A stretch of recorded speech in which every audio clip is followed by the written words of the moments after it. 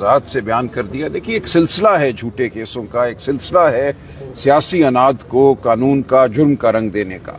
तो ये अब खत्म होना चाहिए। बार बार हम अदालत के सामने सुरखरू होते हैं, कब तक ये मुकदमे बनाएंगे, झूठे मुकदमे बनाएंगे। अब वक्त है कि पाकिस्तान की आवाम के साथ, पाकिस्तान की आवाम के लीडर के साथ बात की जाए। इस मुल्क को हम आगे बढ़ाना चाहते हैं। हम नहीं चाहते इस मुल्क में जो जबर है, जो अगवाकारी है, जो फरेब है, उस पर निज़ाम कायम रहे। एक झूठा इलेक्शन आपने कराया, इलेक्शन झूठा हुआ, आपने धांधली की, उसके बाद झूठे मुकदमों की भरमार की, अब एक काली आईनी तरमीम की है ताकि आप एक ऐसी अदालत बनाएं जो उस तमाम फ्रॉड को कवर करे।